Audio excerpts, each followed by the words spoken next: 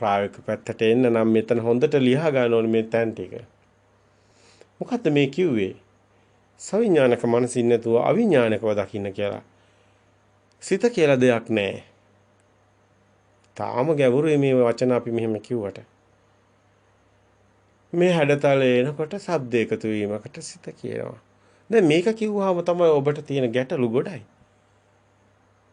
ගැටලු ගොඩයි. එතකොට තමයි ඔබට තියෙන ඔබගේ ඥානෙ මෝරලා නැතිකමට, ඔබගේ ඉන්ද්‍රිය ධර්ම වැඩිලා නැතිකමට, ඔබට එය ඥාන අභිඥා සකස් වෙලා නැතිකමට ඔබට මේක පේන්නේ නැහැ කොහොමද ඒක වෙන්නේ කියලා. ඒක දැකීම සුකර නැහැ. ත්‍රිවිද්‍යා පහළ වෙන්න ඕනේ ඒක දකින්න නම්. ඒක තියෙන ගැඹුරුම තැනකයි ඒ කතාව. ඒ කතාව තේරෙන්නේ නැතුව මේ ටික කියාගෙන ගියාට ඔබට ගලප ගන්න බෑ. ඒකට හේතුව ආත්මීය දෘෂ්ටියකින් තමයි ඔබ සියල්ල දිහා බලන්නේ. මෙතන තියෙන ආත්මීය දෘෂ්ටියක් නැති සබහාදාමේ සංසිද්ධියක්. සිත හැදෙන හැටි. එක්ෂණික සිතක් අපිටේලා නැති වෙනවා කියන්නේ අරමුණක් එනවා යනවා කියනම සිත ඒක කොහොමද සිත උනේ කියන්නේ. දැන් ඔබ කියන අපි කියනවා ධර්මයේ පැහැදිලි කරනකොට ඕනම කෙනෙක් කියන ඔබට ඇහෙන්නේ නැති පෙර මතකයට ගලපලා බලනවා කියලා. එහෙම පෙර මතකය කියලා දෙයක් නැහැ. ඊගාව තැන. කියන්න ගැඹුරුයි. නමුත් අපිට කියන්න සිද්ධ වෙනවා සාමාන්‍ය කෙනෙකුට එකපාරටම තේරෙන්නේ නැති නිසා පෙර මතකයට ගලපලා බලනවා කියලා. එතකොට තමයි සාමාන්‍යයෙන් අනේක තමයි සවිඥානික මේ ආත්මීය දෘෂ්ටියෙන් බලනවා කියන්නේ. එතකොට එයා ආත්මීය දෘෂ්ටියෙන් බලනවා මේ මතකය කියලා දෙයක් තියෙනවා.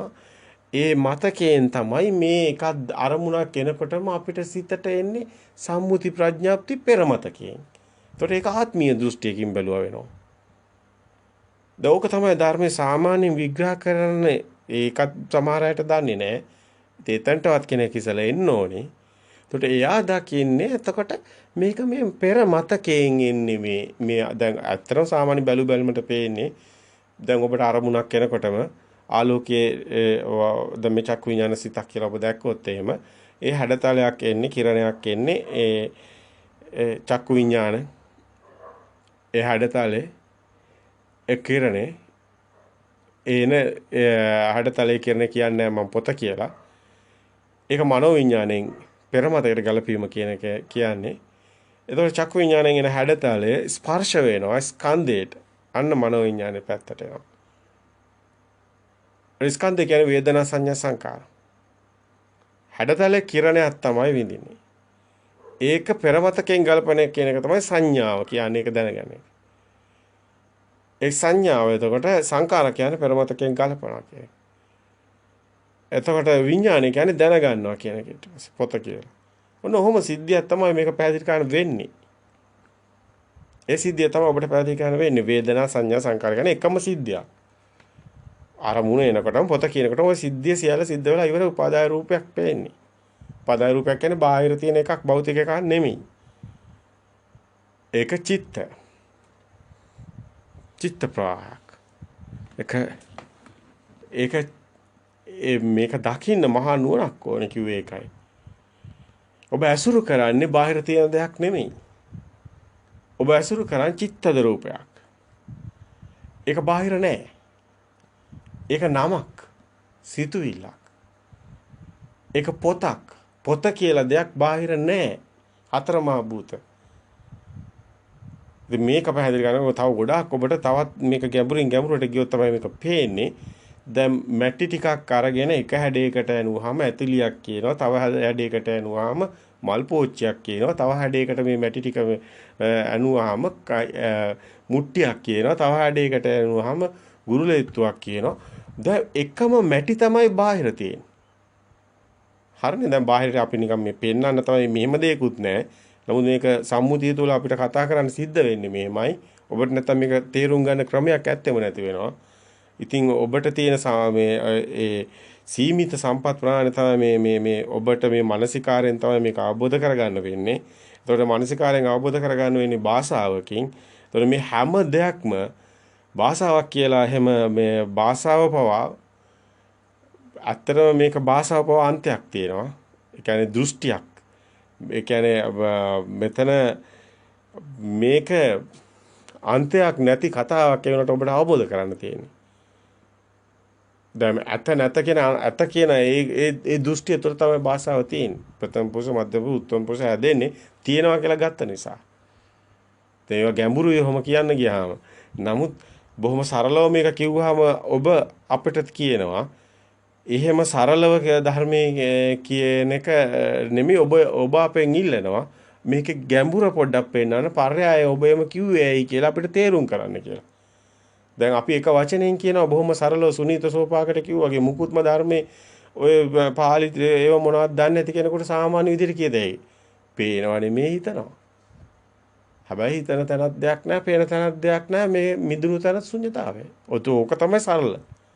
දැන් ඔක සරල වැඩි. ඒතකොට හිත කියලා දෙයක්වත් නැහැ. ඒතකොට ඔක සරල වැඩි. දැන් ඕක අපෙන් ඔබ අහනවා එහෙම කිව්වේ කොහොමද කියලා අපිට ඔප්පු කරන්න අපිට කියලා දෙන්න. ඔබ අපෙන් ඉල්ලන්නේ එහෙම ඒක අපිට පැහැදිලි කරන්න. දැන් ඔබට පැහැදිලි කරනකොට විශාල දාම්පරයක් පැහැදිලි කරන්න සිද්ධ වෙනවා. ඉස්සේ මෙසේ නෙමෙයි මේක මහා විශාල එක වචනයක් පාසා. ඔබ දන්නේ නැහැ ඇත්ත කතාව. සමහර විට මේ අවබෝධයට ඔබපත් වෙන අවුරුදු 100ක් යන්නත් පුළුවන්. සමහරට එතකොට අපිට මේ ශරීර කුඩුට එච්චර අවශ්‍ය නැහැ. ඔබ තනියෙන් මේ දේ අධ්‍යයනය කළ ගන්න ගියොත් ඔබට අවුරුදු 100කට වැඩි යන්න පුළුවන්. නමුත් අපි විශාල කැපකිරීමකින් මේක අවබෝධ කරගත්ත නිසා අද ඔබට බොහොම පොඩි කාලයක් ඇතුළත මේ ටික කියන්න යනවා. ඇත්තටම ඔබ ස්වයංභූ ඔබ විසින්ම ත්‍රිපිටකයෙන් හෝ කොහෙන් හෝ මේක ඔබ හොයාගන්න ගියොත් සෑහෙන කාලයක් යයි. මොකද හේතුව සමාජයේ අද ධර්මයේ දේශනා කරන යම්කිසි විදිහකට මේ අවබෝධයට මේක තේරුම් ගත්ත අය පවා ප්‍රත්‍යක්ෂතාවයටපත් වෙලා නැත්te මේකේ ගැඹුරුම දේ දන්නේ නැහැ. ගැඹුරුම දේ අල්ලන්න ලේසි නෑ. ඒ ගැඹුරුම දේ අපිට ඔබට කියන්න ගියත් ඔබ ඒක ගැටෙනවා. ඒකට හේතුව ඔබ පොතෙන් හොයන්නත් යනවා. ඊට පස්සේ පොතේ ඒක හොයාගන්න බැරි වෙනවා. තියෙනවා. නමුත් ඒක අතිශයින්ම ඉන්දි කට්ටක් හොයනවා වගේ මහ මුහුදේ බුදුන් වහන්සේ කිව්වා වගේ. ඒ ඔබ අසරණ වෙලා තියෙන්නේ. නමුත් කල්යාණ මිත්‍රයෙක් මේක අවබෝධ කරගෙන දැන් ඔබට කියනවා. නෑ මෙහෙම දෙයක් තියෙනවා කියලා. මෙන්න මේකයි වෙන්නේ කියලා. දැන් ඔබට අපි කියන්නේ ප්‍රතික්ෂේප කරන්නත් එපා. එකපාරට කිව්ව ගමන් පිළිගන්නත් එපා. ඔබගේම ඥාණයෙන් ඔබගේම මේක විමර්ශනය කරන්න. ඔබ විසින්ම. ඔබට සත්‍ය අවබෝධ වුණොත් ප්‍රත්‍යක්ෂ වුණොත් විතරක් බාර ගන්න. අපිට එහෙම තමයි කියන්න වෙන්නේ. ඒකට හේතුව අපි මේක මධ්‍යස්ථව ඔබට ඉදිරිපත් කරන්නේ. බල කරන්නේ. අපි දන්නවා අපේ ප්‍රත්‍යක්ෂ නිසා. නමුත් ඔබට ඒක ඔබ අපිට දෝෂාරෝපණ කරොත් ඔබටම මේ හානිය. ඔබ සැක කරන තැන ඔබටමයි හානිය. මොකද අප තුල අප මේ ඉදිරිපත් කරන කිසිවක් සැක කරන්න තැනක් නැහැ. ඒක ප්‍රත්‍යක්ෂයි. නමුත් ඒක ඔබ කොහොමද විශ්වාස කරන්නේ? ඔබට ප්‍රත්‍යක්ෂ වෙනකන් ඔබ ඒක විශ්වාස කරන්න යන්නත් එපා. විශ්වාසය කියන්නේ දෘෂ්ටියක්. ඒක ප්‍රත්‍යක්ෂ නම් සාන්දිටික නම් විතරයි ඔබ බාර ගන්න ඕනේ. ඒක හැමෝටම එහෙම එකපාර වෙන්නේ නැහැ. කෙනාගේ ඉන්ද්‍රිය ධර්ම වැඩුණු ස්වභාවය අනුවයි ඒ සිද්ධවන්නේ. එහෙනම් යාට ඒ කෙනාට කල් දෙන්න ඕනි. එයාට ඒක අවබෝධ කරගන්න ඉඩ දෙන්න ඕනි. ඉතින් එතනයි අපි ඉන්න. අපි ඒක ඉදිරිපත් කරන්න යන්නේ මානසිකාරය ඔබට තුල තියලා. ඉතින් ගැඹුරුම තැන සමාජයට සැඟව ගිය තැන ලොකු කතාවක් තියෙනවා.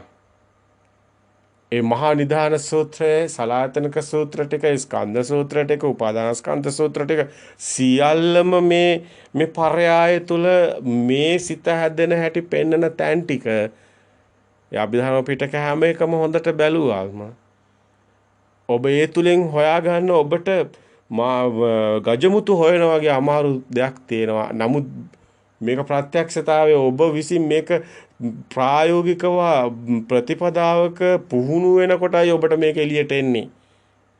නිදානයක් ඇරුවා වගේ මහා නිදානේ එළියට එන්නේ. එතකන් එළියට එන්නේ නැහැ කාගේවත්. මේක සිත තුලින්ම එන්න ඕනේ. මේක නිකන් ලුණු රහ වගේ දෙයක්. ඒක තමයි අපිට කියන්න සිද්ධ වෙන්නේ මෙහෙමයි. පුංචි දරුවා උපතින් ඔබම ඔබගේ අතීතයට ගියොත් ප්‍රභාස්වරයි. හැබැයි සිත කියන එකක් හැදුනේ කොහොමද? කොහොමද iriසියා වෛරේ ක්‍රෝධේ චිත්ත චෛසික ආවේ? ඔන්න ඔතනයි ගැඹුරුම තැන. මෙතන මෙන්න මෙහෙම මනසට ගෝචර නොවන මේ ඔබගේ ආත්මීය දෘෂ්ටියට අසු නොවන තැනක් තියෙනවා. අතිශයින් ගැඹුරුයි අභිඥාවේ ඥාන වලටයි ඒක අසුවන්නේ. දැන් අරමුණක් එනකොට ඔබ මේ පුංචි දරුවා නිතරම ගන්න අපි උදාහරණයක් තමයි අම්මගේ හැඩතලේ එනකොට අම්මා කියලා බාහිරින් සද්දයක් දෙනකොට පුතේ මේ අම්මා ඔක නිතරම මේ ශබ්ද දෙනකොට අර හැඩතලේ එනකොට මේ දෙක එකතු වෙනවා. මේකයි සිත කියන්නේ. හැබැයි මේක ස්වභාවික සංසිද්ධියක්, චිත්ත නියාමයක්. මෙන්න මේ විදිහට අපි ඔබ සරල කළායි පෙන්නන්නේ. මේක මීටත් වැඩිය ගැඹුරුයි. එතන සංඥාවක් තියෙන්නේ. ඒ සංඥා කියන එක වේදනා සංඥා කියන එක අතිශයින් ගැඹුරු පැහැදිලි කිරීමක්. මේ මුළු ධර්මයේම සංඥා මතයි තියෙන්නේ. ඔන්න ඔය කාරණා මතයි තියෙන්නේ. ඒ කියන්නේ දැන් මේ හැඩතලේ එනකොට ආලෝක හැඩතලයක් චක්කු විඥානයේ පැත්තෙන් එනකොට සෝත විඥාන පැත්තෙන් එන ශබ්ද හැඩතලේ දෙකකට ස්පන්දනයක් වෙනවා. මේ ස්පන්දනයේ තුළ තමයි ශබ්දය සෝතයක්. ඒ ශබ්දය සෝතයක් තමයි ඔබ මේ කතා කරන හැම වචනයකම භාෂාවෙම හැම අකුරකම සෝතයක් තියෙනවා. මේක කියන්න වෙනවා සමහරලාට අපිට සත්‍ය ස්වභාවයකින්. නමුත් ඒක අපි එහෙම කවලම් කරලා කියන්න ඕනේ නෑ. ආලෝක හැඩතලයට චක්කු විඥානයේ ස්වභාවයට එනකොට මෙතන සෝත විඥානයේ ස්වභාවයෙන් එන ශබ්ද හැඩතලයට ඒ දෙක විතරක් නෙමෙයි සියල්ලම මෙතන එකතු වීම පටිච්ච වෙන එකක් තියෙනවා. මෙතන දිට්ඨ සුත මුත විඤ්ඤාත කියන එක. අපි ඔබව අසරණ කරන්නේ නැහැ. අපි ඔබට ඒක නිසා ඒක අපි බොහොම මේක එකපාරටම ඔබ අසරණක වෙනවා. එහෙම කියන්න ගියොත් ඔබ මේ දක්වා සම්මුතිය තුළ හිතන දේ නෙමෙයි එතකොට ඔබට අහන්න ලැබෙන්නේ. ඒතර ඔබ ගැටලු සහිත වෙනවා. ඒක නිසා මෙතන බොහොම පරිස්සමින් ලියා ගන්න. මෙතන ඔබට දුරකථනයෙන් කෝල් එකක් දීලා අම්මා කියනකොට අම්මගේ රූපෙ මැවෙනවා. මෙන්න මේ සිද්ධිය කුමක්ද? ඔබට රුවන්වැලි මහා සෑයකෝ රුවන්වැලි සෑය මැවෙනවා. ඒතර ඒක කොහොමද ආවේ? කොහොමද ශබ්දකින් රූපයක් මැවෙන්නේ? මෙතන ශබ්දකින් රූපයක් මැවෙනවා නෙමෙයි. මෙතන වෙලා තියෙන්නේ මේ ශබ්දයක් මේක ධ්වනියක් තරංගයක් අපේ චිත්තේ කියන්නේ ස්පන්දනයක්. මේකට භාෂාව කොයි විදිහට පාවිච්චි කරත් වැරදි වෙනවා. ඒකට හේතුව මේ අපි උත්සාහයෙන් ඔබට මේ පැහැදිලි කරන්න යන්නේ. නමුත් මේකට වචන නැහැ. මේ සිද්ධියට වචන නැහැ. මේක අවබෝධ කරගත යුතු සිද්ධියක් තියෙනවා. වචන කිව්ව ගමන් ඒ වචන වෙනින් දේවල්ට විග්‍රහ කරලා තියෙන්නේ. නමුත් මෙතන සිද්ධියක් තියෙනවා. ඒක සංඥා කියන දේ තමයි පැහැදිලි කරගන්න වෙන්නේ. ඒ සංඥා පෙර සංඥා නව සංඥා හදනවා. සංඥා අபிසංකරණයක් තමයි මේ ඔබ මේ ජීවත් වෙනවා කියලා කියන්නේ. ඒක විපරිණාම වෙනවා. ඒක සංඥාවක් ඉපද ඒ සංඥාව ඇතුළේ මේ සංඥාව විපරිණාම. මේක ඊටාම ගැඹුරු තවත් ඔබ අසරණ වෙනවා එතකොට. ඒකයි පුඤ්ඤාභි සංඛාරා කියන්නේ. ඒක අපුඤ්ඤාභි සංඛාරා කියන්නේ. රූපං රූපත්තය සංකතං අபிසංකාරෝති කියන්නේ. රූපේ රූපයක් බවට අபிසංකරණයක් වෙනවා කියන්නේ. ඒතර විපරිණාමී කියන කාටවත් තේරෙන්නේ නැහැ. මේක තවත් ඔබ අසරණ එහෙම කියන්නේ කිව්වොත් ඒ තරම් එකපාර ඔබ පටලව ගන්න ඕනි නැහැ. ඔබට මේක එකපාරට විශ්වාස කරන්න බෑ මේ අපි සරලව කියන එක. අපි හිත කියලා දෙයක් නැහැ කිව්වොත් එකපාරට විශ්වාස කරන්න බෑ වගේ. මෙහෙම කිව්වොත් එකපාරට විශ්වාස කරන්න බෑ. නමුත් මේක ඔබට පැහැදිලි කරන්න පුළුවන් මේක වෙන්නේ කොහොමද කියලා. ඒක පැහැදිලි කරන එකයි ගැඹුරු ගොඩක් වැඩි. ශබ්දයට මේ හැඩතල එනකොට ඒ වර්ණ හැඩතල එනකොට ශබ්ද හැඩතලේ ගැට ගැහෙනවා. ඒ ගැට ගැහෙන සිද්ධිය ස්වභාවික සංසිද්ධියක් කියන එක. මෙවැනි සංසිද්ධි ගොඩාක් මේ සබදාමේ තියෙනවා. ඒක චිත්ත නියාමයට මේක තමයි කන්වර්ට් වෙලා තියෙන පරිවර්තනෙට. නමුත් මෙවැනි සිද්ධි ගොඩාක් මේ සබදාමේ තියෙනවා. දැන් දේ දුන්නක් පේන්නේ කොහොමද?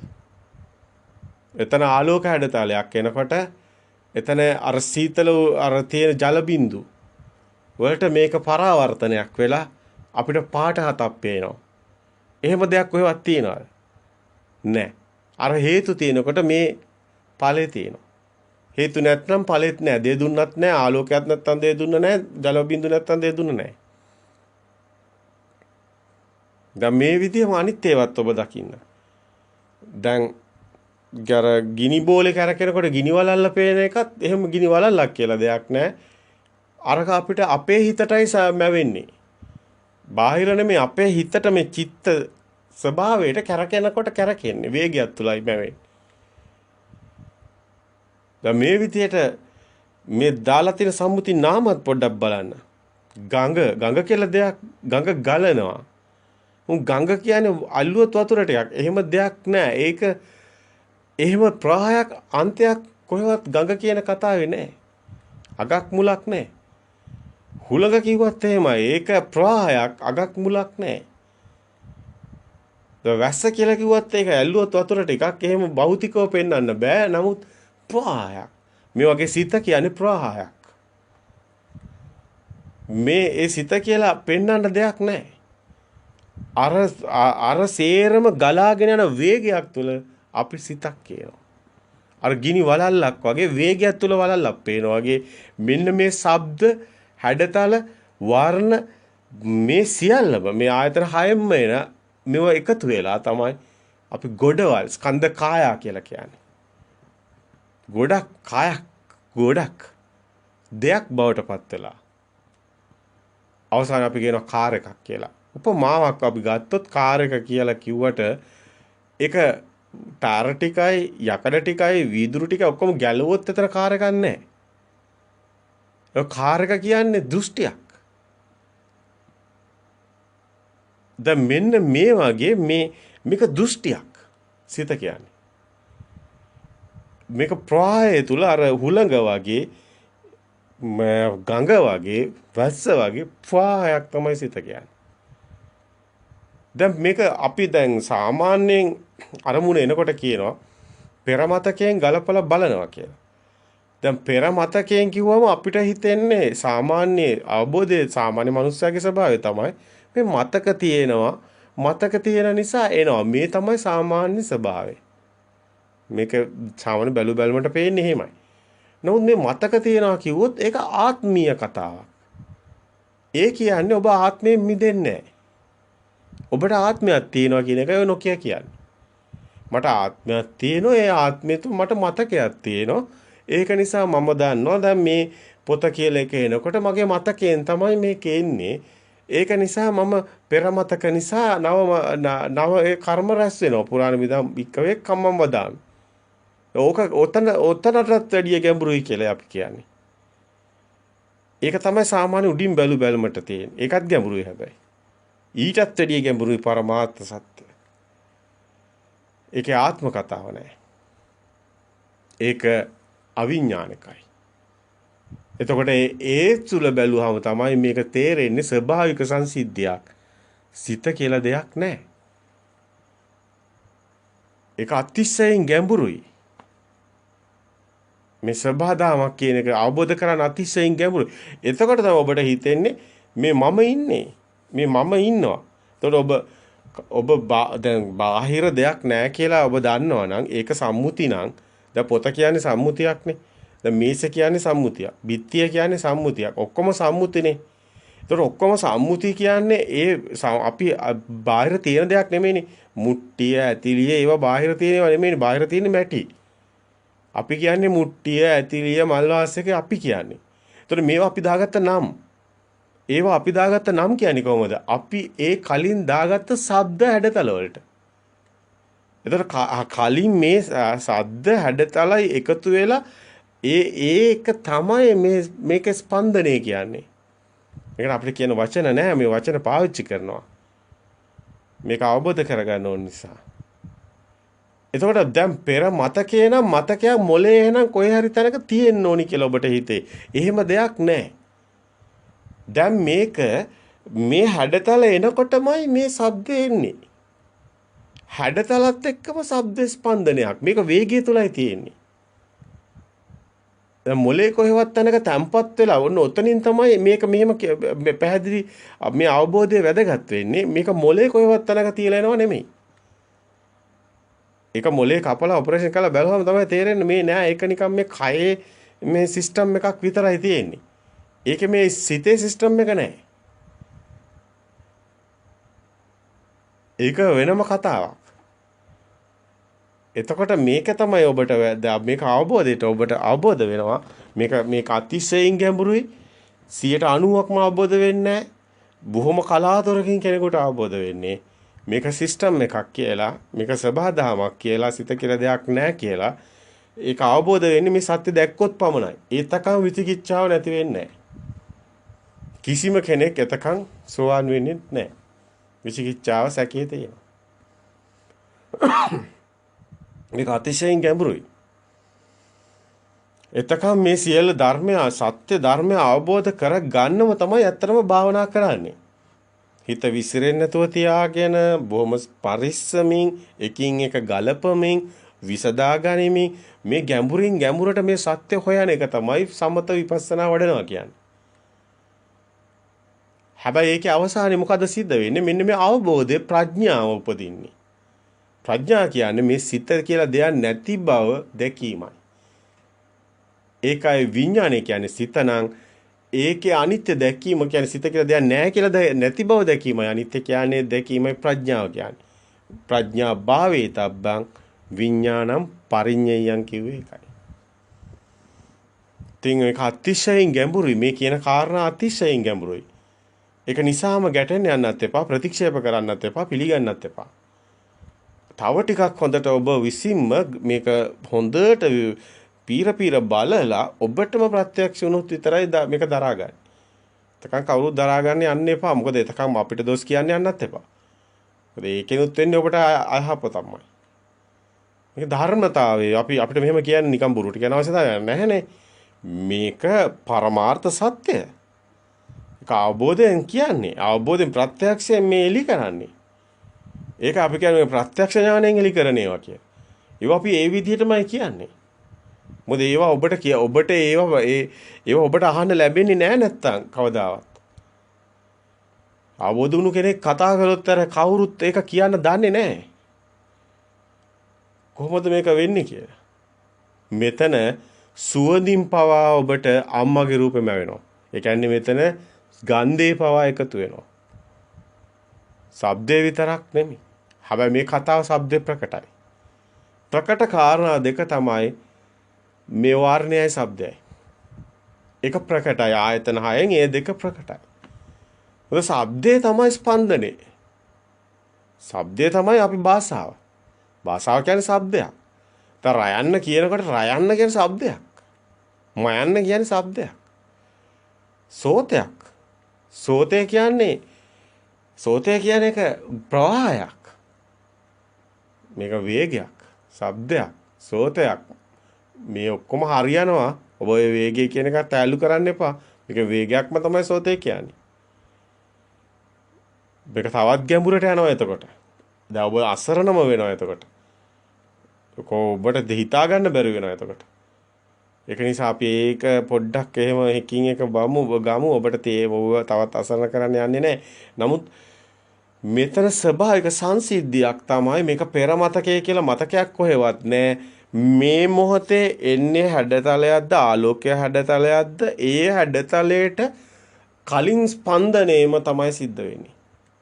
මේ එන්නේ මොකද්ද? එන හැඩතලය මොකද්ද? ඒකට ස්පන්දනයක් තියෙන શબ્දයක්. ඒ ස්පන්දනයේ ඒ ශබ්ද ස්පන්දනය කලින් සිදු වුණු ස්පන්දන සංඥා වේගය තුල මේ මොහොතේ සකස් වෙනවා. හැඩතල එනකොට ශබ්ද එන්නේ. හැඩතලයත් එක්කම ශබ්ද එනවා. ඔබ කියනවා ඒක මතක කතාවක් නෙමෙයි. මතක කතාවක් නෙමෙයි මේ සිත මේ අපි පෙන්නන්නේ මේ සිත හැදෙන හැටි. මේ දැන් ඔබට දැන් පේනවා ඔබට මේක පේනවා. මේ පේනකොට ගහක්, මේ අඹ ගහක්, මේ ජනේලයක්, මේ බිත්තිය, මේ පොතක්, මේ මේසයක්, මේ ඔක්කොම ශබ්ද. එතකොට ඔබ බලන්නේ මේ මොකද්ද මේ? ඔබ බලන්නේ එළිය නෙමෙයිද? එතකොට ඔබ මේ පේන්නේ කොහෙන්ද? කනෙන්ද? ඔන්න ඔය වගේ ඔබ අසරණ වෙනවා තවත් එතකොට. මේ එකතු වීම ඔබට හිතා ගන්න බෑ. ඒකයි මේ සක්කාය දෘෂ්ටි කිව්වේ. මේ සියල්ල තියනවා කියලා අවසානයේ ඔබ දෘෂ්ටියක කොටු වෙලා බාහිරට ගැට ගහලා මේ තියෙන්නේ ඒකයි කියලා ඔබ දකින දැකීමම බොරුවක් වෙනවා. ඒක විඥාන මායාවේ මැවීම මාරූප මංච විඥාන කිව්වේ ඒකයි. එහෙම දේවල් කොහෙවත් නැහැ. විඥානය කියලා දෙයක්වත් නැහැ. මේ සිද්ධිය විග්‍රහ කරන වචන විතරයි. දැනගැනීම කියන එකට වචනයක් එපා. දැනගන්න වචන විඥානය කිව්වට එහෙම දෙයක්වත් නැහැ. දැන් රූපේ කියලා අපි මේ බාහිර හතර මහ භූත කියලා ගත්තොත් ඒ චත්තාරෝච මහ භූතානන් ඒ චතුර්ණංච මේ හතර නිසා ඇතුණු චතුර්ණංච මහ භූතාන චත්තාරෝච මහ භූතානං චතුර්ණංච මහ භූතානං උපාදාය රූපං වදේති. තොර උපාදාය රූපං වදේති කියලා කියන්නේ. උපාදාය රූප කියන්නේ බාහිර තියෙන එකක් නෙමෙයි.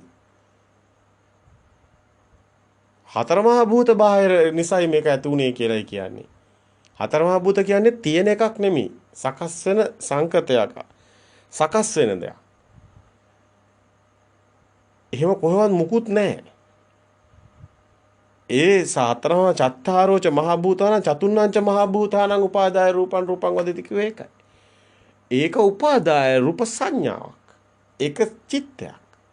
අපිට මේ පේන එක බාහිර එකක් නෙමෙයි. චිත්තයකටම වෙනවා. මේ ලෝකයේ ජනගහනේ කෝටි 800 කෝටි 800ම මනුස්ස ජනගහනේ සත්තුත් එහෙමයි. සියලු සත්වයෝ එහෙමයි. ඒක කියන්නේ ස්කන්ධයටයි මේක සිද්ධ වෙන්නේ. චිත්ත. මේ චිත්ත නියාමයේ අතිශයින් ගැඹුරුයි. ඔබට කවදා හරි ඔබට ඔප්පු කරන්න පුළුවන්ද දැනගන්න පුළුවන්ද කොස් සැටෙන් කොහොමද කොස් ගහක් ඇදෙන්නේ කියලා? ඒක බීජ නියාමේ ඔබට කවදාවත් ඒක ඔබගේ ඔය ඉන්ද්‍රිය ගෝචර වෙන්නේ නැහැ. ඒක වෙනින්ම විෂයක්. කොස් සැටෙන් කොහොමද කොස් ගහක් දැන් කොස් සැටේ ඇවිලා අඟල් දෙකයි. අඟල් එකමාරයිනේ. පොඩි ඇඟිල්ල එක පොඩි මේ පොඩි කොස් සැටේ පොඩි. මේකෙන් කොහොමද පොළවේ තියෙන සාරය මේක උරා ගන්න මැෂින් එකක් නෙමෙයිද? එතන මේක පොළොවට වැටුනොත් මේකට වතුර වැටුනේ නැත්නම් ඒක වෙන්නේ නැහැ. මේකට ඕනි කරන සාධක ලැබුණ නැත්නම් මේක එක වෙන්නේ නැහැ. මේ මෙලෙක් කරන්නේ හතර මහා භූත නේද? මෙලෙක් කළා ඕජාව හදලා උරලා ඇතුළට අරගෙන නග්ගලා ගන්නෙ කොහොමද? මේ සෛල පද්ධතියක් හදාගෙන අඩි 100ක් උස අඩි 50 60 කොහොමද මේ දැවැන්ත වෘක්ෂ හදාන්නේ? ඔබට කවදා හරි ඒක දකින්න පුළුවන්ද? ඔබගේ ওই ඉන්ද්‍රිය වලට පුළුවන් වේද දකින්න? එහෙනම් ඔබට ඒක බැරියයි. අන්න ඒ වගේ මේ චිත්ත නියාමයේ මේවා හැබැයි හැම එකම ඔබට පෙන්වන්න පුළුවන්. කොහොමද වෙන්නේ කියලා. ඒ ඥානය අවදි වෙන්න නම්, ඒ අභිඥා අවදි වෙන්න නම් ඔබගේ සිත සියුම් කරන්න ඕනි. සිත ගොඩාක් දියුණු කරන්න ඕනි. ආත්මීය පැත්ත නෙමෙයි මේකේ මහා දැවැන්ත වෙනම කතාවක් තියෙනවා. පැහැදිලි කරන්න. මේ හැම එකම පැහැදිලි කරන්න එතකොට හැකියාවක් ලැබෙනවා. මෙන්න මේ විදිහම තමයි චිත්ත නියාමය. ඒක වේගයක් තුලයි තියෙන්නේ. ඉතින් මේ වගේ තව දැවැන්ත පැහැදිලි කිරීම මේක ඇතුලේ තියෙනවා. මේ සෝතේ කියන්නේ, ශබ්දේ කියන්නේ. ඒතර මේ කතාව අතිශයින් ගැඹුරුයි. මේක තව ඔබට තව දැන් අපි හිතන්න ඉඩ දෙන්නම්. කාලය දෙන්නම්. ඔබම ඊට පස්සේ මේක විමර්ශනයකට ලක් කරાવી. මේක අතිශයින් ගැඹුරුයි. ඒ කියන්නේ දැන් ඔබට හුලඟ පෙන්වන්න ක්‍රමයක් නැහැ. ඔබ පෙන්වන්නේ එක්ක ගහක අතුසෙල වෙන එකක්. ඔබ වෙනින් මොන හරි පටවි සංකලනයක් මේකේ අතරමා භූත සංකලනයක් පෙන්වන්නේ. නමුත් හුලඟ කියන එක පෙන්වන්න බෑ. ඒක වේගයක්. මෙන්න මේ වගේ ඔබට හිතා ගන්න බැරි පරම සත්‍ය ඔබ හිතනට වැඩිය ගැඹුරුයි. මේක සෝතේ කියලා මේක පෙන්වන්නේ මේ සෝතේ කියන කාරණාව ඔබ දන්නවා සෝතාපන්න වෙනවා කියනවා. මේක ධර්මයේ තුල පෙන්වන්නේ මේ සෝතේ කුමක්ද කියන එක. අනුසෝතේ කියනවා, පටිසෝතේ කියනවා. මොකද්ද මේ සෝතේ? එතකොට ඔබට තවත් මේක ගැඹුරු තේරෙනවා. එතකොට මෙතන මේ සිත හැදෙන හැටි දකින තැන ශබ්දේ මේ අපි පරිහරණය කරන්නේ අපි කතා කරනවා කියන්නේ අපි මේ වචන කියන්නේ ශබ්දේ කියන්නේ. මේ චිත්තය කියන්නේ ශබ්දයක්. ඒක ස්පන්දනයක් තියෙනවා. ඒක තුල මේක තුල තියෙන කන්වර්ට් වීමක්. ඒ කන්වර්ට් වෙනවා කියන්නේ දැන් සිංහල භාෂාව, ඉංග්‍රීසි භාෂාව, දෙමළ භාෂාව. දැන් ඔබට ඉංග්‍රීසි භාෂාව තේරෙන්නේ නැහැ. ඒක කන්වර්ට් කරන්න ඕනේ සිංහල භාෂාවට. මෙන්න මේ පරිවර්තනය තමයි අදිවචන සම්පස්සේට මෙතන පටිඝ සම්පස්සේට අදිවචන සම්පස්සයක් කියලා ස්පර්ශය තුල පෙන්වන්නේ. චිත්ත බවට පරිවර්තනය වෙනවා. කිරණ එන්නේ දැස කියන්නේ මේ මස් ඇහැ නෙමෙයි. දැන් මරුණ කෙනාටත් ඒක තියෙනවානේ. මරුණ කෙනාට පේන්නේ නැහැනේ. මස් ඇහැට නෙමෙයි පේන්නේ. ආලෝකයේ එනකොට මෙන්න මේ සිස්ටම් එකක් ආයතනයක් ක්‍රියාත්මක වෙනවා. ආලෝකය එනකොටම ඒ ආලෝකයත් එක්කම තමයි මේ ඇස කියන මේ ආයතනය හදන්නේ මේක. ඒක එතකොට ඒක කිරණයක් එන්නේ. ආලෝකය කියන්නේ කිරණයක්. එතකොට කිරණේ කියන්නේ මම පොත කියලා. එතකොට ඒක කොහොමද ආවේ? පොත කොහොමද ආවේ? එන්නේ කිරණයක් නම් ඇහැ කියන්නේ කැමරාවක් නම් ගන්න ෆොටෝ එකක් නම් පින්තූරයක නෑනේ නම් මුකුත්. දැන් නම ශබ්දය ආවේ කොහෙන්ද? අන්නේ ශබ්ද එකතු වෙන හැටි තමයි වැදගත්. ඒක තමයි සිත කියන්නේ. එතකොට එන්නේ කිරණයක්. ඒ කිරණේ තමයි පටිඝ සම්පස්සේ කියන්නේ පටිඝයක් වෙන්නේ. පටිඝයක් කියන්නේ සාමාන්‍ය ගැටීමක් නේ. ඔබට ඒක පැහැදිලි වෙනවා කිරණයක්. කිරණයක් තමයි ගැටෙන්නේ. ගැටෙන්නේ මෙතන ස්පාර්ක් එකක් කිව්වේ ඒකයි. ඉංග්‍රීසි වචනයක් නේ ස්පාර්ක් කියන්නේ ඒක. ඒකට සිංහල වචනයක් කොහොමද කියන්නේ? දීප්තිමත් වෙනවා. එමෙන්න ප්‍රසාදවත් වෙනවා කියන්නේ ඒකටයි. සිංහල වචනයන්නේ කියන්න ඕනේ නැත්නම් තේරෙන්නේ නැහැ. හැබැයි ස්පාර්ක් කිව්වම හොඳට තේරෙනවා මේක ස්පාර්ක් වෙනවා කියලා.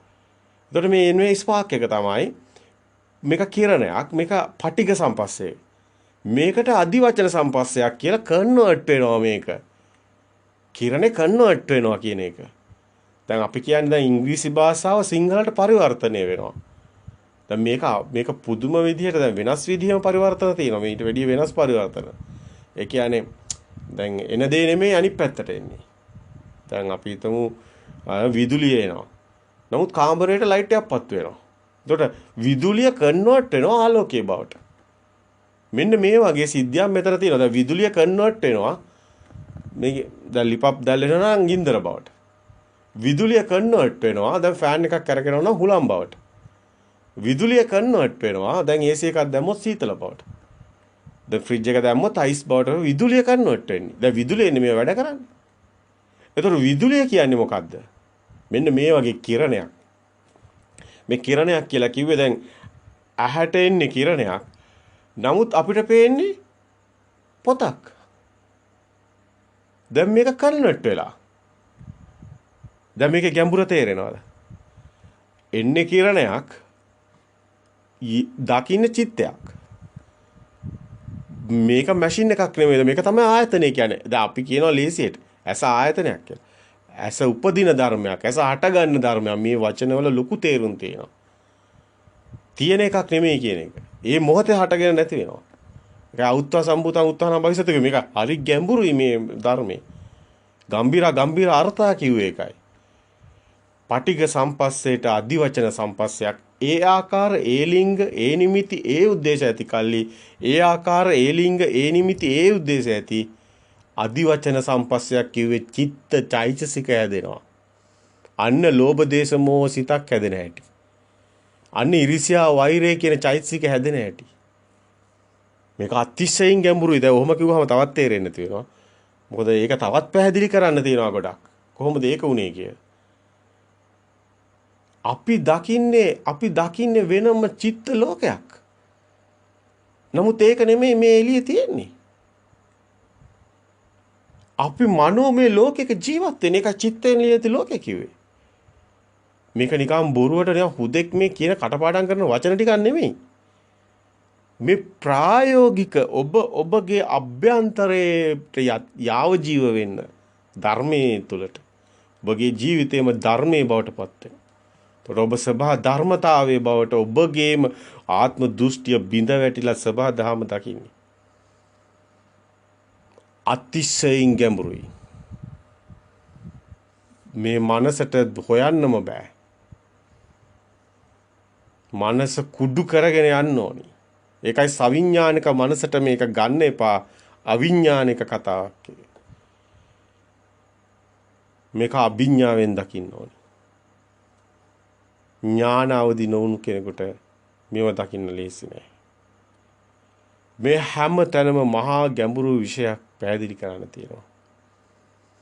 ඒක අතිශයින් ගැඹුරුයි. නමුත් ඔබට පේන දේම තමයි බැලු බැලමට පේනවා. නමුත් ඔබට ඒක ඇත්ත පේන්නේ නැහැ. එතරම් වෙනස තියෙන්නේ. අපි කියනවා බොහොම සරලව මේක නැත්තම් ඔබට තවත් ඉතින් ගැඹුරට එකපාරට ඔබට යන්න බැරි නිසා. නමුත් ඔබට කියනවා නම් අපි ගැඹුර පෙන්වන්න මොකද්ද මේ ඇත්තටම වෙන්නේ කියලා. ඒක කියන්න පුළුවන් වෙන්නේ ප්‍රත්‍යක්ෂ වුණු කෙනෙකුට පමණයි. ඒ ප්‍රත්‍යක්ෂ ඥාණයෙන් ඒකයි අපි කිව්වේ මේ ධර්මය පැහැදිලි කරන්නම් කියන්නේ. ඒක පොතක නෑ කිව්වේ ඒකයි. ඒක පොතක ලියන්න බෑ කිව්වේ ඒකයි. ඒක අතිශයින් ගැඹුරුයි කිව්වේ ඒකයි. ඒක අපි ප්‍රත්‍යක්ෂ කරන්න දරපු වෙහෙස ගැන කිව්වේ ඒකයි. නමුත් ඒක අපි ප්‍රත්‍යක්ෂ කළා. එහෙම කිව්වේ බොරුවට, මාන්නයට, උද්දච්චකමට නෙමෙයි. යථාර්ථයක් නිසා. අපි දකින අපට දැනෙන ඒ සත්‍ය ඔබට නොදැනෙන නිසා. ඒක අපි අපට මරණයක් නෑ. ඔබට මරණයක් තියෙනවා කියන්නේ. අපට සබහාදහමක් තියෙනවා. ඔබේ සබහාදහම දැකලා නෑ කියන්නේ. ඒක අපි කිව්වේ. මෙතන එහෙම දෙයක් නෑ කියලා. දැන් නැති කෙනෙක් කොහොමද මැරෙන්නේ? නැති කෙනෙක් කොහොමද මැරෙන්නේ? දැන් මරණය කියන්නේ වචනයක් විතරයි. ඒක සම්මුති වචනයක් විතරයි. එහෙම දෙයක් ලෝකේ නැහැ. මේ හැම මොහොතෙම මේ සිද්ධිය සබහාදහමේ ශනේ සිද්ධ වෙන එකක්. ඒක සිද්ධ වෙන එකක් ඒක අවසානයේ කියන්නේ ඔය මේක වැඩ කරන්නේ රූපකාණ්ඩ 28 දිහා බැලුවම ඒක හොඳට පේන්නේ සිස්ටම් එකක් ඇතුළ. ඒ කියන්නේ මේකේ මේ හුස්ම ගන්නවා කියන්නේ දැන් වායුව එනවනේ.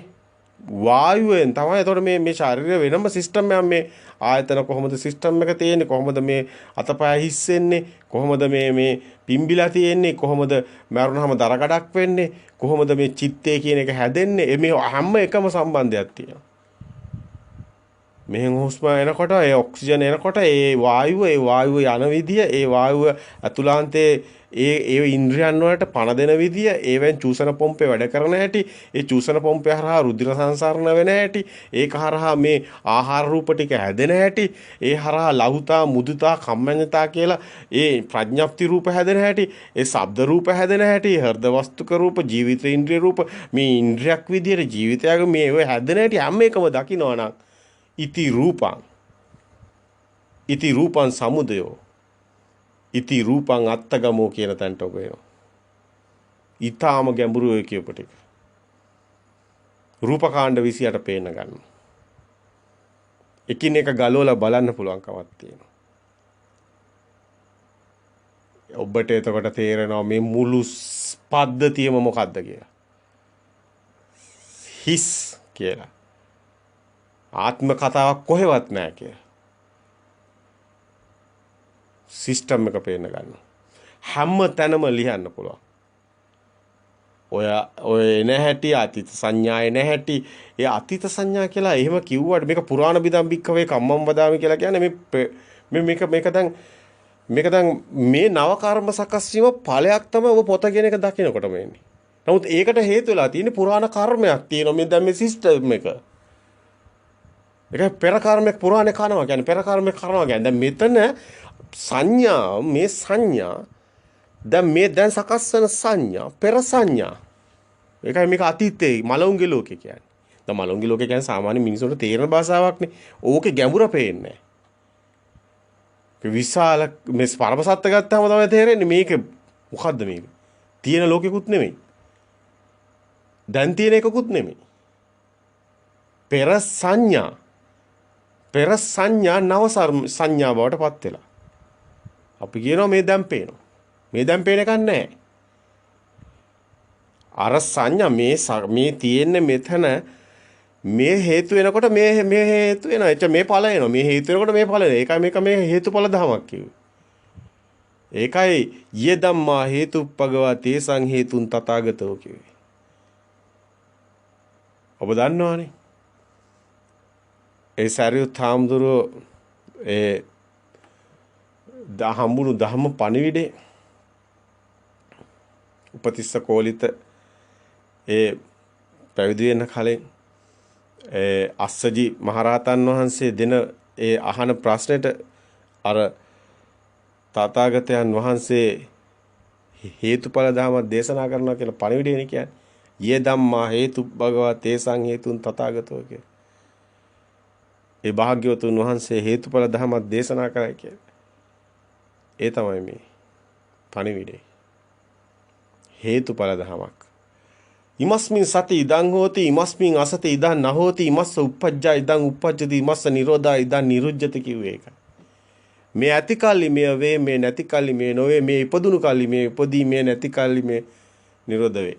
මේ නිරුද්ධුණු කල්ලි මේ නිරෝධ වේ. ඒකම තමයි පටිච්ච සමුප්පාදය කියන්නේ. පටිච්ච සමුප්පාදය අතිශයින් ගැඹුරුයි. පටිච්ච සමුප්පාදය කියන්නේ පටිච්ච කියන්නේ මේවා ගැට ගැහෙන හැටි එකතු වෙන හැටි අතිශයින් ගැඹුරුයි. ඔබ හිතන මට්ටමට එහාට ගැඹුරට යනවා. ඒක අපි සමහරවිට අපි කියන්නේ අපි හිතන දේ නෙමෙයි ඔබ ගන්නෙ ඔබ හිතන දේ. අපි කියන දේද ඔබ ගත්තේ කියලා. අපි දන්නවා ඒ දේ ඔබ ගත්තේ නැති බව. ඒක අතිශයින් ගැඹුරුයි. මේ සත්‍ය අවබෝධ වෙනවා නම් ඒ සත්‍ය අවබෝධ වුණොත් ආත්ම දෘෂ්ටිය බිඳ වැටෙනවා. අත්තානු දිට්ඨින් උහච්ච කියන තැනට එනවා.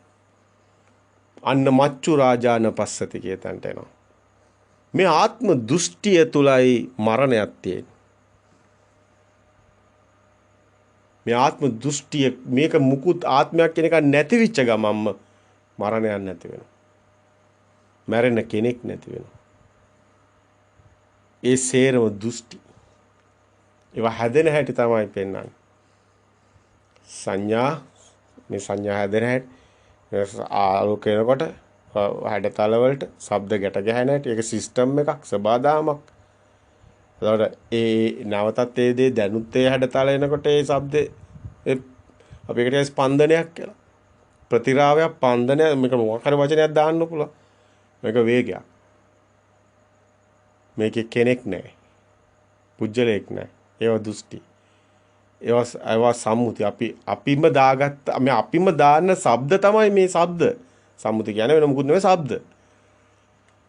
අපි සංඥාවක් කරලා සංඥාට ශබ්දයක් දානවා. ඊට පස්සේ මේ දෙක ගැට ගැහෙනවා. ඊට පස්සේ අපි කියනවා ඒක තමයි අපි හිතුවේ කියලා. මේක ස්වභාවිකව වෙන ශබ්ද තියෙනවා. දැන් ගහක අත්තක් කෙල්ලෙනවා. දැන් ගහක අත්තක් කෙලනකොට ශබ්දයක් එනවා. එතන ශබ්දෙට මොකද්ද ඔබ කියන්නේ? ඔබ කියනවා හුල ගහමනවා. ඔබ මොකක් හරි එකක් කියනවා. දැන් නැත්තම් කියනවා දැන් ඔබ ඔය දැන් ශබ්ද වලට තමයි මේ ඔක්කොම සිද්ධ වෙන්නේ. දැන් ඔබට මේ බාහිරින් දෙන ශබ්ද දැන් එක සම්මුති කියන්නේ දාගත්ත ශබ්ද තියෙනවා. දැන් කාක් ගානකොට එළිය ඉඳන් කියනවා පුංචි දරුවට කපුටෙක් කෑ ගන්නවා කියලා. එතන ඉඳන් ඒ දරුවා දා ගන්නවා අර ශබ්ද එනකොටම කපුට කියලා. එතන ඉඳන් ශබ්ද ගැට ගහනවා ඇඩතලෙට. දැන් ඒ ශබ්ද එනකොට කපුටෙක් කියලා ස්පන්දනය වෙනවා. හිතනව නෙමෙයි ඒකට කියන්නේ අපි ස්පන්දනය වෙනවා. සිස්ටම් එක වැඩ කරනවා. ওই විදිහට දැන් පුංචි දරුවා ඉපදෙනකොට මුකුත් දන්නේ නැහනේ. ඉර හඳ ඔක්කොම දාන ශබ්ද තියෙන්නේ. අරකට කියනවා මේ මොකද්ද කියලා ඒක ඉර පුතේ. මේ මොකද්ද ඒක හඳ පුතේ. ඒ රතු පාට. මේ කහ පාට. මේ දැන් මේ සිංහල භාෂාවෙන් දාන ශබ්දනේ එකතු වෙන්නේ. දැන් ඔබ බලන්නකෝ ඇමරිකාවේ මේ දරුවා ගිහින් තිබ්බොත්. ඒතකොට දාන ශබ්ද වෙනස්. මේ දරුවා ඉන්දියාවේ ගිහින් තිබ්බොත් බලන්නකෝ. ඒතකොට ශබ්ද වෙනස් දෙමළ භාෂාව. මේ දරුවා චීන ගිහින් තිබ්බොත් මොකද වෙන්නේ? ඒ ශබ්ද වෙනස්. චින් චින් ගන්න ශබ්ද වෙනස්. එහෙනම් මේක බොහොම නුවණින් දකින්න ඕනි කාරණයක්. මේ ශබ්ද ගැට ගැහෙනවා කියන කාරණේ. මේ හැඩතල වලට ශබ්ද ගැට ගැහෙනවා කියන කාරණේ. ඒක අතිශයින් ගැඹුරුයි. හැබැයි මේ තමයි ඊට පස්සේ දැන් ඔය පළවෙනි වතාවට දැන් ඕක මුලින් ගැට ගැහුණා කියමු. ඊට පස්සේ දැන් නැවතත් ඒ ශබ්ද ඒ හැඩතල එනකොට අර ශබ්ද ස්පන්දනය වෙනවා. කොහෙවත් තියලා එන එක නෙමෙයි මේ මෙතනමයි වෙන්නේ. වේගය තුල ස්පන්දනයක් මේකේ වේගයක් මේකට බලපානවා. දැන් අපි හිතනවා මේ ජීවිතේම ලොකු හරි ස්ලෝ කතාවක්. මේ අවුරුදු 10 නෑ. එහෙම නෑ. මේක ඇවිල්ලා ක්ෂණයක් පාසා වේගයක් කියන්නේ ක්ෂණයක වේගයක් කියන්නේ මේක අතිශයින් වේගවත්. ආලෝකයේ වේගය වගේ.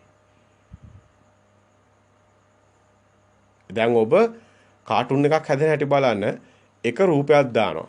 තව රූපයක් දානවා. තව රූපයක් දානවා. මේ වගේ රූප පේලියක් යවනවා. යවුවම මොකද වෙන්නේ? වේගය තුල ඔබට දුවන ළමෙක් පේනවා. අර අපි කිව්වේ අර ඉස්කෝලේ අර අපි පොඩි කාලේ පිටු 200 පොතක ළමයෙක් දුවනවා ඇඳලා පිටු පෙරලනකොට ළමයා දුවනවා පේනවා කියලා. මේකම තමයි චිත්ත නියාමي. ඒ උපමාව හරියටම හරි. කාටුන් එක හදලා තියෙන්නේ මේ විදිහටමයි. ඔය හැඩතල ඔය දුවන හැටි වෙන හැටි ශබ්ද එකතු වෙන ඔක්කොම මේ සිස්ටම් එකේ තියෙනවා. ඔය සිස්ටම් එකම මෙතන වෙන්නේ. වේගයක් තුල තමයි මේ ස්පන්දනය සිද්ධ වෙන්නේ.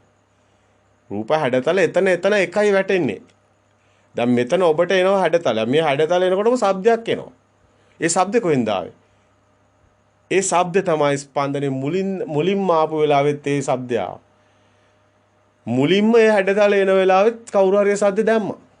ඒකයි අර හැඩතල එනකොට අම්මා කියලා දාන්නේ. ඔතනට මොකාවත් අම්මා කිව්වහම මේ දරුවා අම්මා කියලා හිතා ගන්නවා.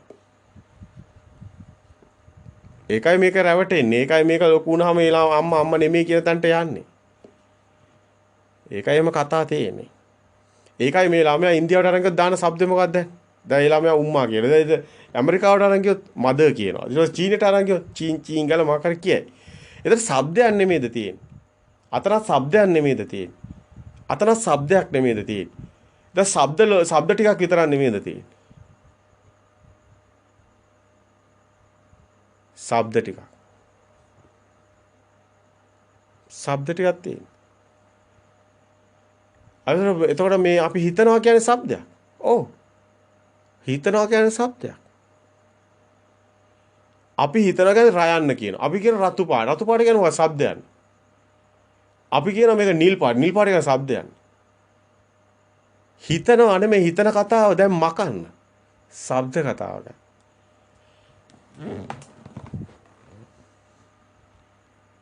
දැන් මොකද වෙලා තියෙන්නේ? දැන් සෝතය කියන්නේ කන. එතකොට දැන් මොකද වෙලා තියෙන්නේ? දැන් පටිසෝතය කියන්නේ දැන් අනුසෝතය කියන්නේ ඒකට රැවටිලා ගියා ගලාගෙන. ඔබ ඒ කියන්නේ දන්නේ නැහැනේ මේ සත්‍ය ධර්මයේ දන්නේ නැහැ. ඒක නිසා ඔබ ඒ ආපු සද්ද ඇත්ත වෙලා ඔබ ඒවත් එක්ක සැප දුක් විඳා. දැන් මොකද වෙලා තියෙන්නේ? දැන් පටිසෝතය කියන්නේ ඔබ ඒක ඇත්ත දකිනවා. සෝතය කියන්නේ ශබ්දේ. ශබ්දේ මේක ඔබ මානසිකාරය තුල ඔබ මේක දැන් අවබෝධ ඥානයටපත් වෙනවා. ඔබ රැවටෙන්නේ නැහැ. ඔබ දැන් බලන්න ඔබ දැන් බාහිරේම දෙයක් බාහිර නෙමෙයි අපි හිතන දැන් මේක සද්ද ඇත්ත පැත්ත බලනකොට බා. දැන් බාහිරෙන් මිදෙනවා. දැන් බාහිර ඔබ දන්නවා දැන් මැටි ටික එක විදිහකට තිබ්බහම මුට්ටිය අනිත් විදිහට තිබ්බහම මල් වාස් එක අනිත් විදිහට තිබ්බහම කලේ මොකද එතන තියෙන මැටි විතරයි කියලා. නමුත් දැන් අපි තමයි මේවා කියන්නේ කියලා ඔබ දානවා. එතකොට දැන් බාහිර නැහැ අපි තමයි කියන්නේ කියන තැන දාන්නවා. ඒතකොට බාහිරත් එක්ක ඔබට ගැටලුවක් නැහැ දැන්. එතකොට ඔක්කොම ශබ්ද ටික දාලා තියෙන අපි. මේක මැටි, මේක මල් වාස් එක, මේක මල් පෝච්චිය, මේක ඇතිලිය, මේක මුට්ටිය, මේක ගුරුලෙත්තුව මේ ඔක්කොම කිව්වේ අපි. හැඩතල වලට. ඒ ශබ්ද ටිකක් කිව්වේ. ද ශබ්ද තමයි මේ කියන්නේ වැඩි. එහෙම ඒවා බාහිර නැහැ. බාහිර කතාවක් නැහැ. දැන් බාහිර බඩු මුට්ටු වලින් සබද පිළිඳින්න පුළුවන්. මේ ධර්මයේ දන්න කෙනාට බාහිර බඩු මුට්ටු වල ගැටුමක් නැහැ දැන්. තිබ්බත් එක නැත්නම් මොකද ඒක තියෙන හිතේ. දැන් උතර හොඳ මිනිස්සු නරක මිනිස්සු දැන් ඔක්කොම මේ කමල් නිමල් සේරම තියෙන හිතේ. බාහිර නෙමෙයි. හැඩතල විතරයි. හැඩතල වලට මේ එනවා શબ્ද. දැන් බාහිර නැහැ මෙතන චිත්ත ස්වභාවයක් ඇත. ඒතර ඔක්කොම තමන්ගේ හිත කියලා දකිනවා. ඒක බාහිරත් එක්ක ගැටුමක් නැති වෙනවා. අන්න ඒ විතර සෝතාපන්න වෙනවා කියන්නේ. එතන තමයි ඇත්තටම මේ නිවන් මාර්ගයට ඇත්තටම මෙයාපත් වෙන්නේ. එතනින් තමයි සත්‍ය දකින්න තැන එතන දිගටම ගලනවා හැබැයි. එතන සම්බෝධි පරායන වෙන පැත්තට එනවා. එයා සුගති පරායන වෙනවා. එයා දුගතියට වැටෙන්නේ ආයි මොකද එහෙම ලෝකයක් නැති බවට ප්‍රත්‍යක්ෂයි. දෘෂ්ටිය තුල එහෙම දෙයක් තියෙනවා කියලා රැවටෙනවානේ. ඒ රැවටීම දෘෂ්ටිය තුළ ශක්තියක් තියෙනවා. මේක තව අතිශයින් ගැඹුරුයි. දැන් මෙතනින් එහාට කියන්න ගියොත් එහෙම මේ ඔක්කොම ඔබ පටලවා ගන්නවා. මොකද උතනින් එහාට අතිශයින් ගැඹුරුයි. කොහොමද ආයි උපදින්නේ කියන එක. ඔය දෘෂ්ටිය තුළ උපදිනවා. දැන් ඒක කොහොමද වෙන්නේ? කොහොමද ඒක මව් කුසක කලලයක මේක පිළිසිඳගන්නේ? කොහොමද මේ චිත්ත ස්වභාවයේ ඒක වෙන්නේ? ඒක පැහැදිලි කරන එක අපි තව දවසකට කියමු. දැන් අපි ආද පැහැදිලි කරේ මේ එක්ෂණික සිතක කතාව පෙන්නන්න. එක්ෂණික සිතක උදේවැය දකින්නාට සම්මුතිය තුළ මරණය හමු නොවේ කියන එක පෙන්නන්න. ඒක තමයි ඇත්ත. මරණය කියන්නේ සම්මුතිය අපි දගන શબ્දයක් විතරයි. එහෙම දෙයක් නැහැ. මේ ෂණයේ සිතක් ඉපද නිරුද්ධ වෙනවා. ඊගාෂණයේ තව සිතක් ඉපද නිරුද්ධ වෙනවා. මේ ෂණයේ ඉපදුණු සිත අතරම සිත කියලා කිව්වට ඒක શબ્දයේ අතීත සංඥාව. ඊගාවට පොත දකින හිත නෙමෙයි බිත්තිය දකින්න. ස්කන්ධය කියන්නේ එතන හැඩතල වර්ණ වෙනස්. ඒ ස්කන්ධය අනුව තමයි බිත්තිය කියන සද්දේ එවිල්ලා තියෙන්නේ. පෙර සද්දයක් තමයි මේ ඉන්නේ. ඒක අතීතයේ ජීවත් වෙන පෙර සද්දයක් තමයි මේ ඉන්නේ. ඒතර එහෙම දෙයක්වත් එතන නැහැ. දැන් බාහිර එහෙම දෙයක් නැහැනේ. දැන් සිතේ එහෙම දෙයක් තියෙනවා. සිතෙත් එහෙම දෙයක් නැහැ. බිත්තිය කියලා දෙයක් නැහැ. එහෙම දෙයක් මුකුත් ආත්ම දෘෂ්ටිය බිඳ වැටෙනවා. දෙයක් කියලා එකක් හම්බ වෙන්නේ නැහැ.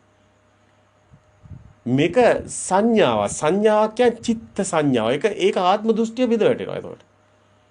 දැන් බිත්තිය දකින්න හිත වෙනයි, පොත දකින්න හිත වෙනයි. ඊට පස්සේ දැන් මල දකින්න හිත. ඊට පස්සේ දැන් මේ හිත යනවනේ. දැන් මේ විදිහට ගල යනවා. ඒතකොට මල දකින්න එක කියන්නේ ඒක අමුතුම කතාව. වෙනස්ම කතාව. එතන හැඩතල වෙනස්, වර්ණ වෙනස්, ශබ්දය එතකොට වෙනස්. ඒකට කට ගහන ශබ්දේ ඒ වෙලාවට එනවා. ඊට පස්සේ ඔබ පුටුව දකින්න හිත ඊටත් වෙනස්. එතන ස්කන්ධය කියලා කියන්නේ වේදනා සංඥා සංකාර කියන්නේ එතන සකස් වෙනවා මේ හැඩතල මේ කිරණ. ඒ කිරණ වලට මේ ශබ්ද එනවා. ඒ කිරණයි ශබ්දයි මෙත සකස් වුණු එක ඉස්මතු වෙනවා කියන එකයි මේ කතාවේ තේරුම. එතන ඊගාවට එතන පුටුව දකින්න හිත නෙමෙයි බිත්තිය දකින්න. එතන ස්කන්ධානම් පාතිභව එතනම ආයතනේ හදන ආයතනම් පටලවා උච්ච જાති. එතන සකස් වෙන જાතිය. දැන් භවය කියලා කියන්නේ බාහිර මෙහෙම තියෙනවා කියලා හිතන එක. භවය කියන්නේ බාහිර තියෙන එකක් නෙමෙයි. භවය තියෙනවා කියලා හිතන එක. දැන් මෙතන බාහිර භව නිරෝධයක් වෙනවා. බාහිර එහෙම දෙයක් නැහැ. හිතන එකක් තියෙන. අන්න භව නිරෝධයක් වෙනවා. භව නිරෝධෝ නිබ්බානෝ කියන තැනට නිවන් මාර්ගට එන්නේ ඔතනේ. දැන් නිවන් මාර්ග තමයි අපිට පැහැදිලි කරන්න ඕන උනේ. එතකොට මේ හැමතැනම තියෙන්නේ මේ ශබ්ද එකක්වත් ඇත්ත නෙමෙයි. ඒකයි සබ්බේ සංඛාරා අනිච්චා කිව්වේ. ඒ කියන්නේ මේ සියලු සිතුවිලි සංඛාර ශබ්ද අනිච්චයි. ඇත්ත නෙමෙයි. ආත්මීය දේවල් නෙමෙයි. ඒක අත්තානුදිට්ඨි ඌහත සියල්ල ආත්ම දෘෂ්ටියෙන් බිඳ වෙනකොටම මච්චු රාජාන පස්සති කියනවා මරණයකුත් නැහැ.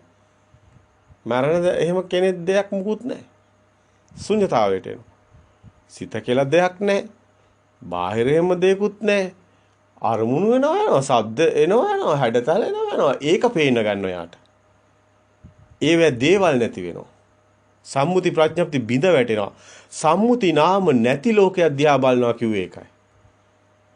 දැන් ඔබ අඹ ගහක්, බිත්තියක්, මේසයක්, පුටුවක් කියන නාමයක් තියෙනවා. අනේ නාම ටික නැති වෙනවා. දැන් අරමුණු වෙනකොට නිකන් ශබ්දයක් විතරයි, නිකන් එක හැඩතලයක් විතරයි. ඔබට ඒ ගැන කම්පනයක් නැහැ. අන්න අකම්පිත හදවතක් කියන එක. අන්න අටලෝ දහමින් කම්පා නොවනවා කියන එක. ඒ කියන්නේ සැප දුක ලාභ අලාභ දෙයක් තිබ්බොත් තමයි තියෙන්නේ. ඒ දෙයටයි ඒ ඇලෙන්නේ ගැටෙන්නේ. හොඳ නරක, උස මහත, මීනි ප්‍රනීත මේ ඔක්කොම තියෙන දෙයක් තියෙන්න ඕනේ. දෙයක් නැති වෙනකොට මොකද වෙන්නේ? අකම්පිතයි. කම්පණය වෙන්නේ නැහැ. ඇලෙන්නෙත් නැහැ, ගැටෙන්නෙත් නැහැ. අන්න අකම්පිතයි මේ ධර්මයේ දකින්න ඒ කාරණා ඊටම වැදගත්. මෙතන ඔබට දකින්න ලැබෙන්නේ මේ ධර්මයටම අදාළ වුණු ඒ ස්වභාව ටිකක්. ඉතින් මේක අකාලිකයි. කාලයක් නෑ මේකේ. දැන් මේ මොහොත විතරයි. මේ මොහොත පොත දකින්න. මේ මොහොත බිත්තිය දකින්න. මේ මොහොත මල දකින්න. මේ මොහොතේ පුටුව දකින්න. මේ මොහොතේ දැන් මේක එතන සිතක් ඇති වෙනව නැති වෙනව. එච්චර ඒක වෙන කාලයක් වෙයි තියෙන්නේ. දැන් ඊගාව සිත එතන ඒ සිත එච්චරයි. ඊගාව සිත එච්චරයි. කාලයක් වෙයි තියෙන්නේ. කාලයක් නැහැ. අතීතය මොකක්ද මතක් කරන එක එතන සිද්ධියක් විතරයි. මතක් වුණා නැති වුණා එච්චරයි. ඉවරයි.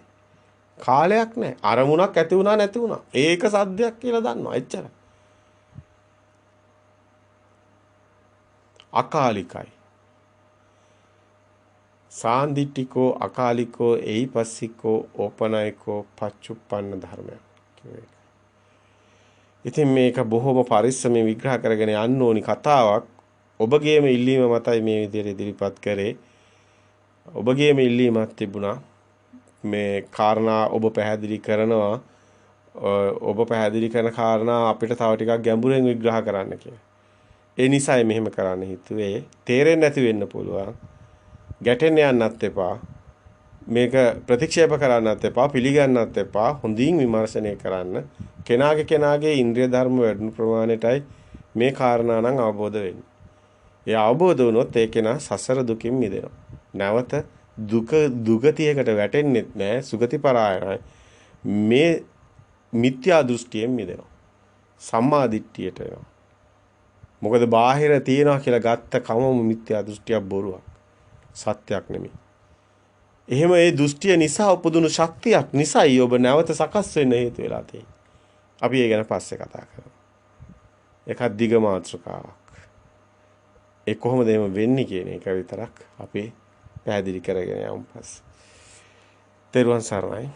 හැමෝටම මේ සියලු කාරණා අවිද්‍යාවෙන් මිදලා විද්‍යාලෝකයට ප්‍රඥාලෝකයට ඒ ධම්මචක්කුසේ අවදි වෙන්න, ඒ යථාර්ථයේ දකින්න යථාභූත ඥානය අවදි වෙන්න, ඒ නිවැරදි ධම්මග අඳුන ගන්න, නිවැරදිව මේ මිත්‍යා දෘෂ්ටියෙන් මිදලා ඔබගේම මේ සසර දුකට වැටෙන ඒ මග ඔබ සසර දුකෙන් මිදෙන්න ඒ යුතුයකම ඉෂ්ට කරන්න, ශක්තිය ධෛර්යය ඇති කරගන්න මේ සියලු අවබෝධයන් හේතු වෙන්න ඕනේ.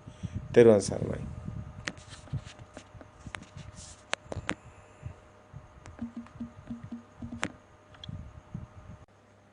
ප්‍රායෝගික පැත්තට එන්න නම් මෙතන හොඳට ලියා ගන්න ඕනේ මේ තැන් ටික. මොකද්ද මේ කිව්වේ? සවිඥානික මනසින් නැතුව අවිඥානිකව දකින්න කියලා. සිත කියලා දෙයක් නැහැ. තාම ගැඹුරුයි මේ වචන අපි මෙහෙම කිව්වට. මේ හැඩතලේ එනකොට ශබ්ද එකතු වීමකට සිත කියනවා. දැන් මේක කිව්වහම තමයි ඔබට තියෙන ගැටලු ගොඩයි.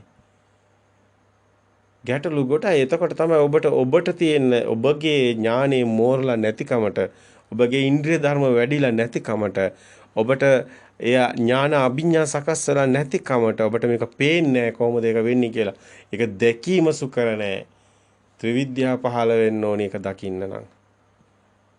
ඒක තියෙන ගැඹුරුම තැනකයි ඒ කතාව. ඒ කතාව තේරෙන්නේ නැතුව මේ ටික කියාගෙන ගියාට ඔබට ගලප ගන්න බෑ. ඒකට හේතුව ආත්මීය දෘෂ්ටියකින් තමයි ඔබ සියල්ල දිහා බලන්නේ. මෙතන තියෙන ආත්මීය දෘෂ්ටියක් නැති සබහාදාමේ සංසිද්ධියක්. සිත හැදෙන හැටි. එක්ෂණික සිතක් අපිතේලා නැති වෙනවා කියන්නේ අරමුණක් එනවා යනවා කියනම සිත. ඒක කොහොමද සිත උනේ කියන්නේ. දැන් ඔබ කියන අපි කියනවා ධර්මය පැහැදිලි කරනකොට ඕනම කෙනෙක් කියන ඔබට ඇහෙන්නේ නැති පෙර මතකයට ගලපලා බලනවා කියලා. එහෙම පෙර මතකය කියලා දෙයක් නැහැ. ඊගාව තැන. කියන්න ගැඹුරුයි. නමුත් අපිට කියන්න සිද්ධ වෙනවා සාමාන්‍ය කෙනෙකුට එකපාරටම තේරෙන්නේ නැති නිසා පෙර මතකයට ගලපලා බලනවා කියලා. එතකොට තමයි සාමාන්‍යයෙන් අන්න ඒක තමයි සවිඥානික මේ ආත්මීය දෘෂ්ටියෙන් බලනවා කියන්නේ. එතකොට එයා ආත්මීය දෘෂ්ටියෙන් බලනවා මේ මතකය කියලා දෙයක් තියෙනවා.